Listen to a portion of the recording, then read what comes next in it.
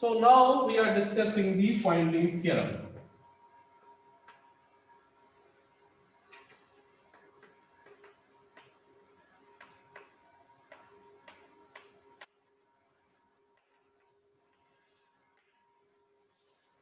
So what is the Poynting theorem here? Simply, you know that in order to accumulate the charges, the work has to be done. Clear? So work has to be done to accumulate the charges. Work has to be done to accumulate the charges in a space. So the work is equal to the 1 upon or epsilon naught upon 2 into E square d dot. This is the electrical work. It means if you bring the charge Q1, if you bring another charge Q2, if you bring another charge Q3 up to Qn, it means if you bring the first charge, no work is to be done. If you bring the second charge in the field of the first charge, work has to be done. If you bring third charge in the field of first and second charge, work has to be done. So amount of energy is to be needed to overcome the electrostatic field, and this work is stored in the system in the form of the electrical energy. This is what you have discussed in chapter number 2 of your session 1. So the electrical energy is equal to 1 upon 2 epsilon naught E square beta. It means E is the electric field of these charges. Okay, this is the work which is the electrical work has to be done to accumulate the charges. Similarly, in the second case, if we have a solenoid like that, okay, it means in order to, this is connected to the source. So when the current passes through the solenoid, as a resultant, the magnetic field is produced, and this magnetic field will induce the current in the same coil, and we call it as a back EMF. So in the magnetic field, the energy is to be stored in the magnetic field. So the energy in the magnetic field is the work done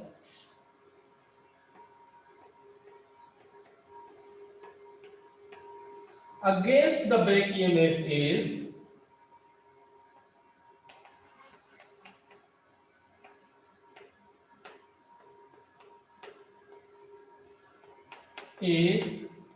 which we call it as a magnetic work, is equal to 1 upon 2 mu naught integral b square theta. This what we have discussed in the last chapter here. So this is the energy stored in the magnetic fields. Okay, it means in the solenoid, for example, okay, when the current passes through the solenoid, as a resultant, it generates a magnetic field, and this magnetic field will passes through the same coil, again produce EMF in the same coil. It means work has to be stored in the same coil, and we call it as against the back EMF. Work is to be stored against the back EMF, back electromotive force. So as a resultant, the work which we have proved in equation last time is equal to 1 upon 2 mu naught b square into theta. So in the case of the electromagnetic waves, for example, we have electromagnetic waves like that. The electric field is oscillating in one direction. This is the electric field. This is the electrical field E, and the magnetic field is oscillating in the other direction perpendicular to this. This is the magnetic field here, and the direction of propagation is in the third direction. So as a resultant, in this case, the work is to be stored due to the electrical field is this, due to the magnetic field is this. So now the total energy, total work is equal to the work in the electromagnetic fields is equal to 1 upon 2 epsilon naught integral E square beta plus B square upon mu naught into beta 1 upon 2. Okay, so this can be rewrite as 1 upon 2 is common. This is equal to epsilon naught E square plus B square over mu naught. Beta is common. This equation can be rewrite in this form. This is epsilon naught E square beta, and this is B square over mu naught 2 is common. So this is the work in the electromagnetic fields. This is the energy stored in the electromagnetic fields. Okay? Work means energy. This is the electrical energy stored. This is the magnetic energy stored. So sum of both is known as the energy stored in the electromagnetic fields. So now here suppose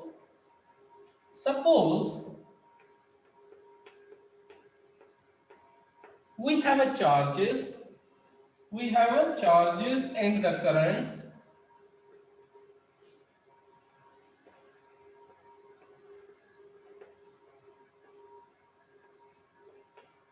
We have charges and the currents.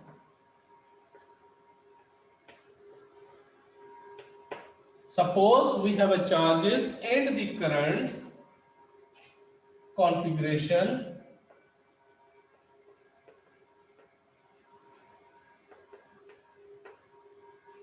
At a time t produce the electric and magnetic fields.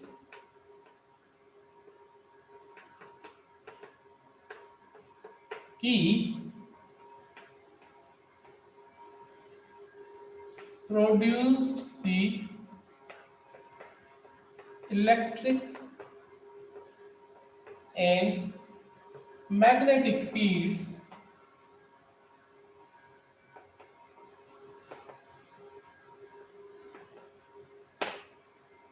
this produce the electric and magnetic fields E and B. So here, for example, we have a charges and we have a currents. In some region, this produce the electric field and this produce the magnetic field. So as a resultant, how much work? It means if it is flowing here, it means work has to be done. So this electric and magnetic fields B, in the next instant of time, in the next instant of time,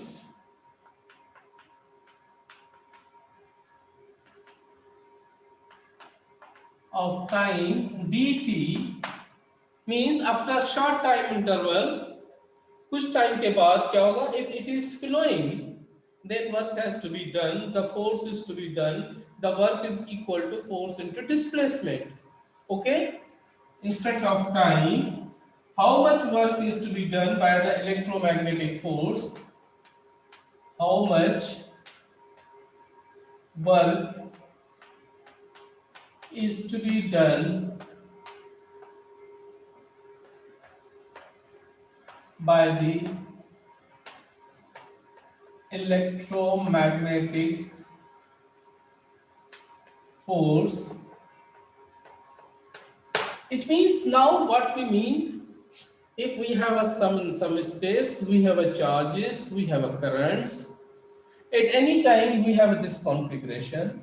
After a short interval of time dt, if it is moving, the state changes. It means when the state changes, we say that the work has to be done. Work is to be done by the electrical force, work has to be done by the magnetic force. So the total work is equal to force into displacement. And this force is not a single force. This force is the force on charges in the electrical fields, and this force is the force of the charges in the magnetic fields. So here the total force is equal to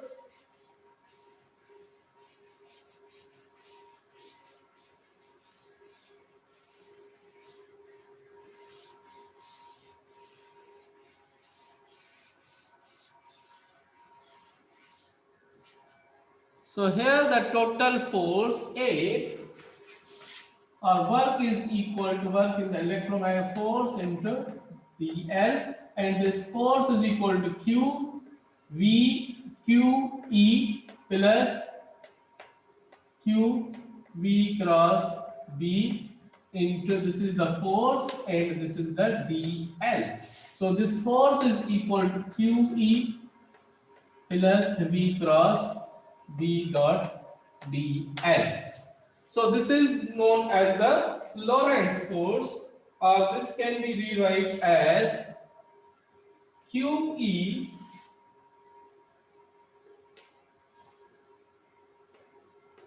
into dl is equal to v dt, dl is equal to v dt plus v cross b dot v dt. This v dt is multiplied with this equation, is multiplied with this equation. Because you know that if you look here, S is equal to Vt. Okay? So S dl means ds is equal to V dt. So instead of dl, we have rewrite into V dt. It means the displacement is written in terms of velocity into time. So now here, this equation, this term is multiplied with the first term of the equation. Again, this term is multiplied with the second term of the equation. So now here, this v cross b dot v is equal to 0. Because if we say that the v is in this side, the b is in this side, the resultant will be in this side, R. V cross b का resultant है, this is v cross b. This v cross b whose resultant is this, which is perpendicular to v and b. And this which is perpendicular to v, if we take a dot product with v, the resultant is 0. It means this is the vector which is the resultant of v cross b, and this resultant vector is perpendicular to v now. If we take a dot product gives the cos of angle between them, cos 90 is 0, so this is 0. So the second term is 0. So the work is equal to q e dot v into dt. So this is the work. This is the work. So now we have to look at E dot V. We know that what is the V, what is the E, and what is the Q. Q can be rewrite as, this is known as Q is equal to rho theta. Q is equal to rho theta. This Q can be rewrite as a rho theta, and this V can be rewrite as, you know that what is the V? Rho V is equal to J. So V is equal to J upon rho. V is equal to J upon rho. If you substitute these values in equation number, let's say this is like we call it as an equation number 3. Substitute these values in equation number 3, we get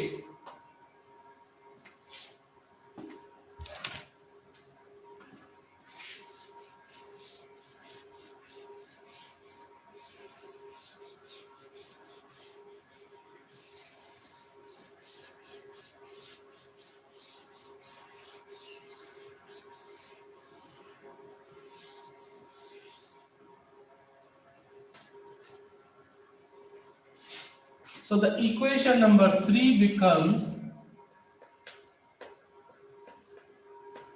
the equation 3 becomes, here W work in the electromagnetic fields is equal to, Q is defined as rho theta, okay, and E dot V, V is equal to J upon rho into dt. This rho cancel, So this is known as a dW, work per dt. This dt is in the cross multiplication. This can be rewrite as E dot J into d eta. This deta, E dot J into deta. This is known as a work per unit time. This is known as a work per unit time. So work done per unit time is known as a power in the electromagnetic fields. This is known as a work per unit time. So this is known as a power in the electromagnetic fields.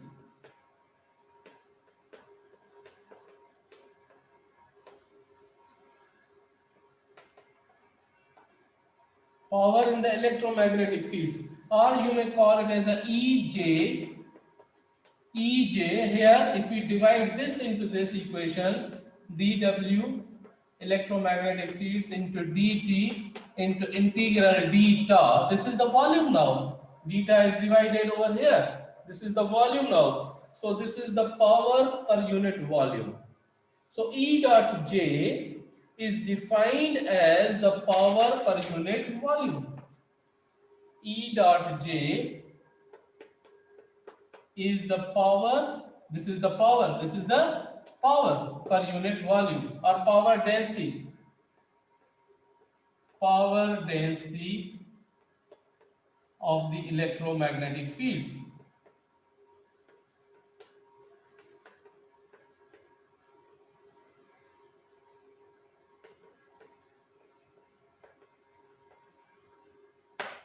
This is the power density of the electromagnetic fields.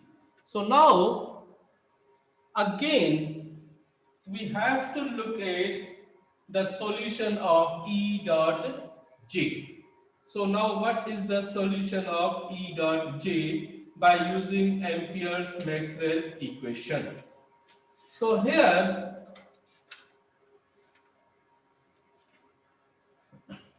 we have to look at now E dot J by using Maxwell equation. So this will be done in the next lecture.